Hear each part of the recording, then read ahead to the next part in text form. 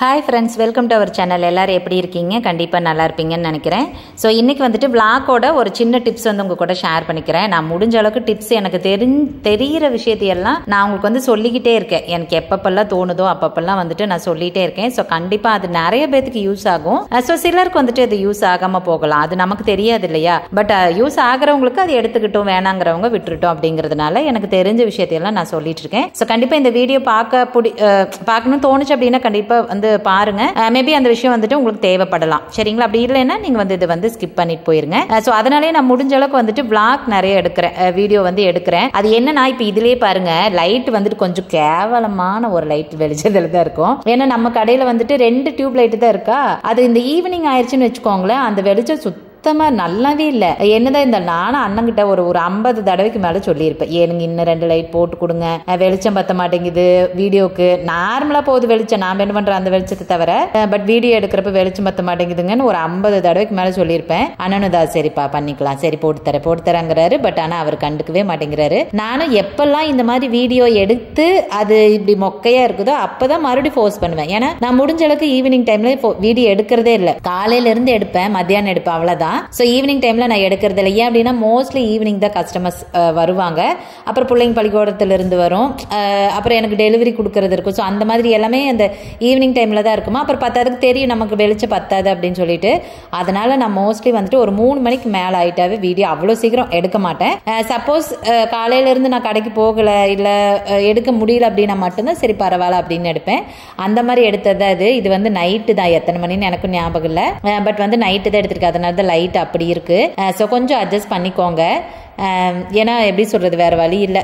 நான் சொல்ற விஷயம் உங்களுக்கு யூஸா இருக்கும் இல்லையா? அதனால இதை கொஞ்சம் அப்படியே அட்ஜஸ்ட் பண்ணிக்கோங்க எனக்காக, சரிங்களா? என்கிட்ட நிறைய வந்துட்டு இப்போ நான் எப்படி தெரியுமா டிப்ஸ் சொல்றேன். உண்மையாலுமே எனக்கு சில சமயம் தோணும், சில சமயம் வந்துட்டு யாராவது என்கிட்ட கொஸ்டின் கேட்டிருப்பாங்க. ஸோ அதுக்கு வந்து ஆன்சர் பண்ணியிருப்பேன் அவங்களுக்கு. அதை தோணும், சரி இதை வந்து நிறைய பேர்த்துக்கு இது தேவைப்படும்ல. அப்படி உண்மையாலுமே நான் சொல்கிற டிப்ஸ் எல்லாம் உங்ககிட்ட இருந்து வர கேள்விகள் தான். அந்த கேள்விகளுக்கு தான் நான் வந்துட்டு பதில் சொல்கிறேன் உண்மையாகவே. அதனால தான் சொல்கிறது, உங்களுக்கு ஏதாவது கொஸ்டின்ஸ் இருக்குதா, ஏதாவது டவுட்ஸ் இருக்கா, ஏதாவது தேவைப்படுதா அப்படின்னு என்கிட்ட கேளுங்க அப்படின்னு சொல்கிறது.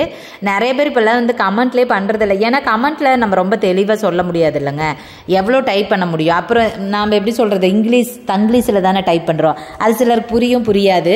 ஸோ அதனால் வந்து நிறைய பேர் வந்து எனக்கு வாட்ஸ்அப் பண்ணிடுறாங்க. எதாக இருந்தாலும் நானும் சொல்லிடுவேன், வாட்ஸ்அப்பில் கேளுங்க, வாய்ஸ் மெசேஜாக போட்டு விட்டிங்கன்னா எனக்கு புரியும், ஈஸியாக உங்களுக்கு ரிப்ளை பண்ணுறதுக்கு ஹெல்ப்பாக இருக்கும் அப்படின்னு சொல்லுவேன். ஸோ அதனால் எனக்கு வந்துட்டு வாய்ஸ் மெசேஜ் தான் மோஸ்ட்லி வரும். ஸோ அப்படி வந்த ஒரு டவுட்டு தான் இது. ஸோ அதனால் அவங்களுக்கு கிளியர் பண்ணேன். ஸோ உங்களுக்கும் வந்துட்டு அது சொல்லணும் அப்படின்னு தோணுச்சு. ஸோ என்ன அப்படின்னா, இப்போது நம்ம நிறைய டைப் ஆஃப் மெட்டீரியல் இப்போ இருக்குது.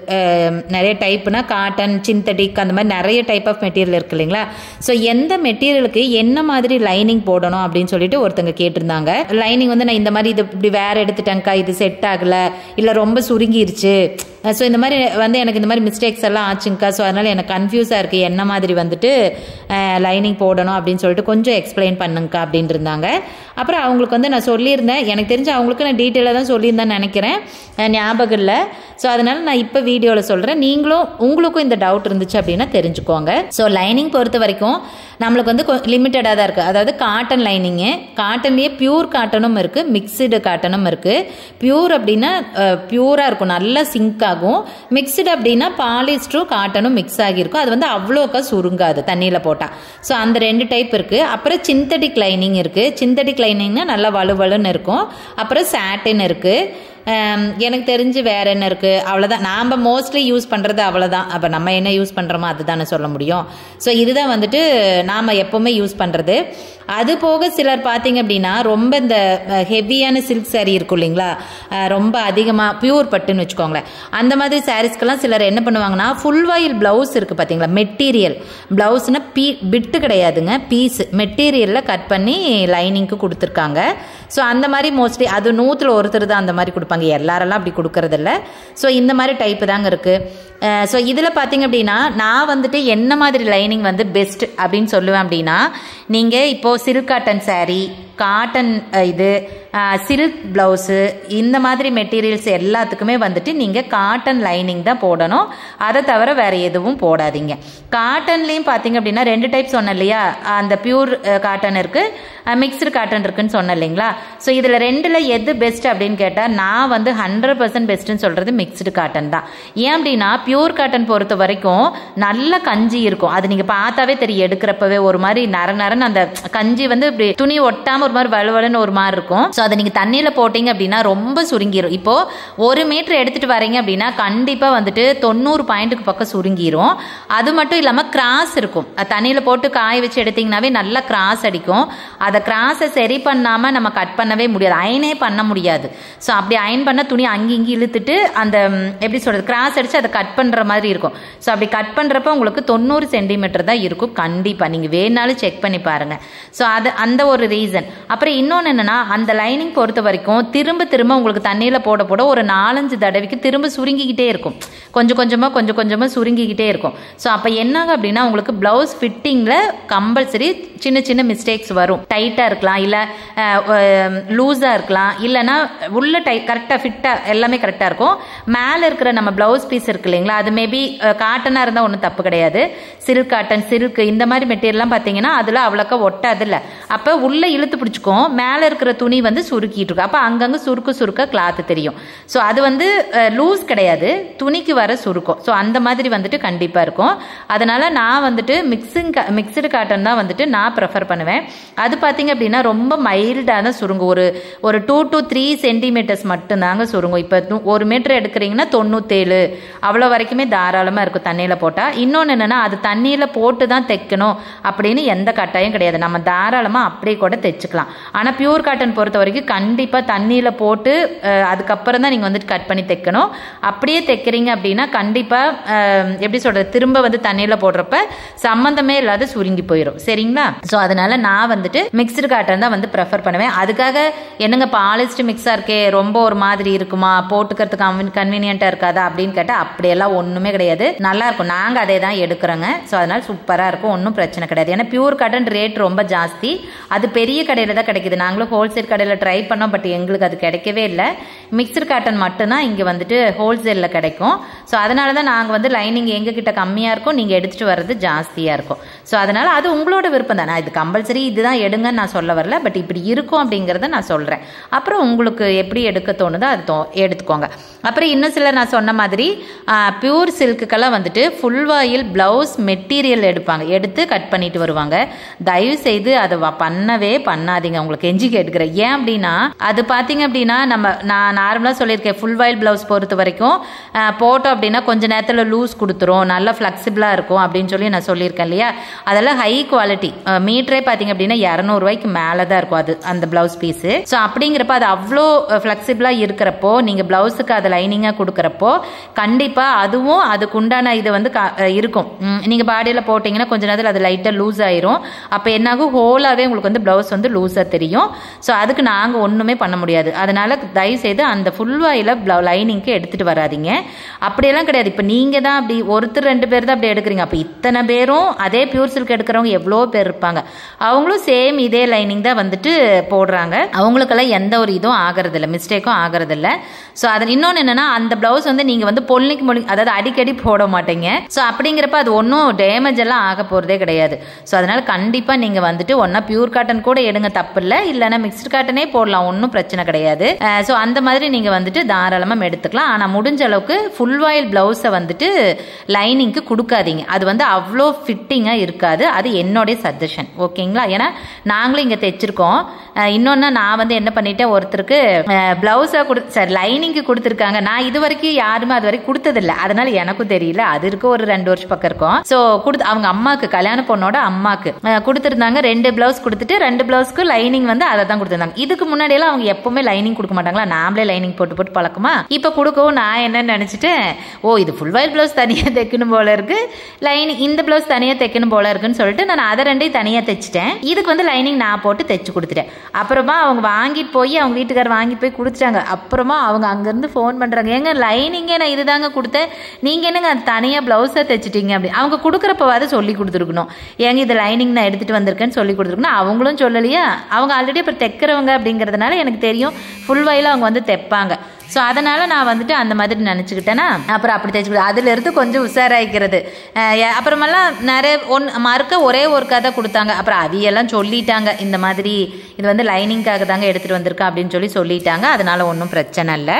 ஸோ அந்த மாதிரி ஃபுல் வாயில் ப்ளவுஸ் வந்து லைனிங்காக கொடுக்காதீங்க. ஓகே, அடுத்தது வந்துட்டு நெட்டு மெட்டீரியல் பொறுத்த வரைக்கும் நீங்கள் கண்டிப்பாக சாட்டினோ இல்லை சிந்தட்டிக் லைனிங்கோ தாராளமாக கொடுக்கலாம். எக்கார்ந்து கொண்டு காட்டன் லைனிங் கொடுக்காதீங்க. ஓகேங்களா?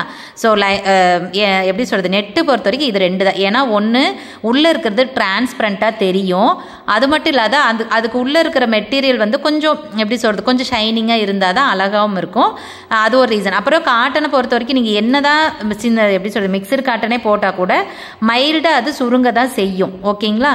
ஸோ அப்படிங்கிறப்ப அது உள்ளே அப்படியே விசிபிளாக தெரியும், அசிங்கமாக இருக்கும். அதனால் எக்காரத்து கொண்டும் நெட்டை பொறுத்த வரைக்கும் நீங்கள் காட்டன் கொடுக்கவே கூடாது.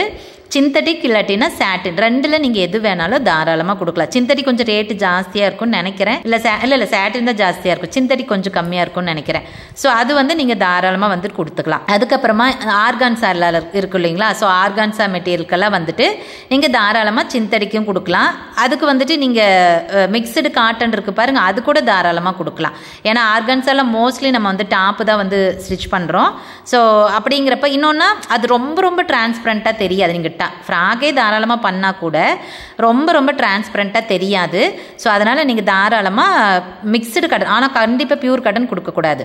ஸோ மிக்சடு காட்டனோ இல்லை சாட்டினோ சிந்தட்டிக் லைனிங்கோ எது வேணாலும் நீங்கள் தாராளமாக கொடுக்கலாம். ஏன்னா நாங்கள் பார்த்தீங்க அப்படின்னா லெகங்காக்கு வந்துட்டு ஸ்கட்டு தைக்கிறோம் இல்லைங்களா, அதுக்கெல்லாம் வந்து நாங்கள் காட்டனே கொடுத்துருக்கோம். நல்லாயிருக்கு. ஏன்னா உள்ளே வந்து கேனெல்லாம் வச்சு தைக்கிறப்போ காட்டன் தான் கம்ஃபர்டபுளாக இருக்கும். அதனால் நாங்கள் காட்டன் தான் கொடுத்துருக்கோம்.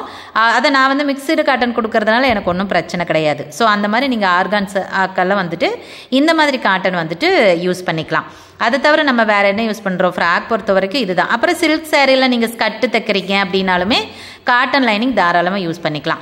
இப்போ ஸ்கட்டுக்கு வந்து லைனிங் யூஸ் பண்ணணுமா அப்படின்னா கண்டிப்பாக வந்து சின்ன பொண்ணுங்க எல்லாத்துக்குமே நீங்கள் வந்துட்டு காட்டன் லைனிங் யூஸ் பண்ணணும். பட்டு பாவாடை சட்டை, தாவணி பாவாடையெல்லாம் போடுறாங்க இல்லைங்களா? ஸோ அவங்க எல்லாத்துக்குமே லெகங்காக்கும் ஆல்சோ போடணும். ஏன் அப்படின்னா அவங்க வந்து இன்ஸ்கர்ட் கண்டிப்பாக வேர் பண்ண மாட்டாங்க. சின்ன பொண்ணுங்க எப்படி இன்ஸ்கர்ட் வேர் பண்ணுவாங்க. ஸோ இன்ஸ்கர்ட் கட்டாத பட்சத்தில் உள்ளே வந்துட்டு நம்ம லைனிங் இல்லைன்னா அது கட்ட முடியாது இல்லையா, நல்லா இருக்காது இல்லை.